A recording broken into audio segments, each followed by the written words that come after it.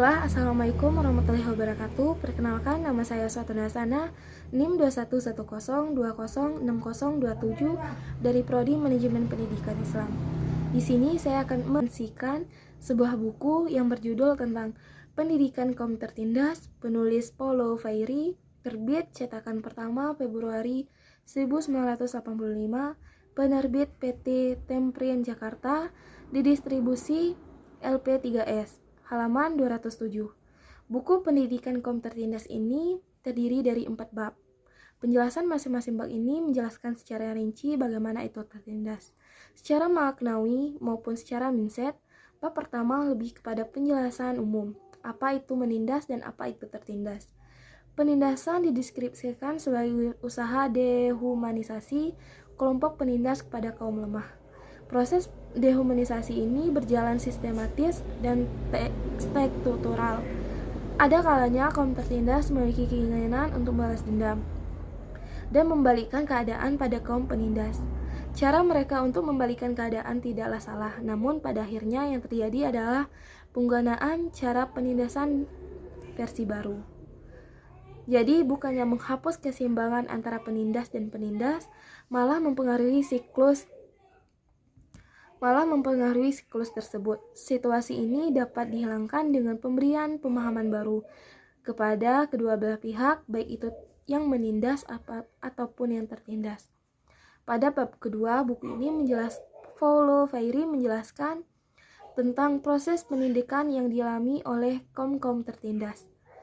Selama ini, Paulo Freire mengatakan pendidikan yang dialami oleh kaum tertindas selama ini tak ubahnya seperti pendidikan dengan sistem bank. Apa itu pendidikan sistem bank? Contohnya, guru merupakan subjek yang memiliki pengetahuan yang diisikan kepada murid, sedangkan murid hanya sebuah deposit belaka. Sangat jelas sekali, pendidikan seperti ini tak ubahnya adalah satu penindasan terselubung terhadap kreativitas murid. Murid dituntut untuk mengikuti jalan pemikiran guru tanpa diberi kesepakatan untuk berpikir kritis dan memecahkan suatu masalah dengan yang ada. Dan bab yang ketiga, Paulo Freire menjelaskan dengan adanya dialog diharapkan tidak ada lagi keadaan di mana satu yang aktif lain, sementara yang lain cuma pasif menerima apa yang diberikan orang lain kepada dirinya. Keberadaan manusia tidak mungkin tanpa kata, juga tidak berlangsung dalam kata-kata palsu, tetapi dengan kata-kata yang benar dan apa manusia mengubah dunia. Dialog dan pada bab terakhir, yaitu Paulo Freire mencoba membandingkan antara model pendidikan antidialogis dengan model pendidikan dialogis. Model pendidikan antalogis selalu ditandai dengan usaha mengenai manusia, sedangkan model pendidikan dialogis selalu bersifat kooperatif.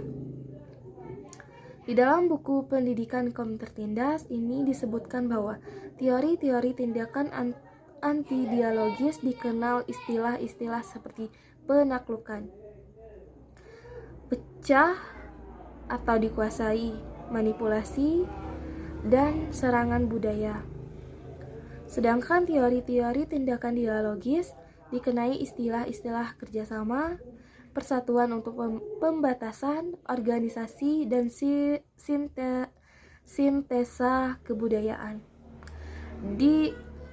Dari 4 bab yang ada dalam buku ini, yaitu berjudul Pendidikan Kaum Tertindas, dapat disimpulkan bahwa pemikiran Freire mengenai pendidikan yang terjadi menuntut pengamatannya adalah pendidikan yang menindas, di mana pendidikan dalam hal ini guru bertindak layaknya seorang penindas.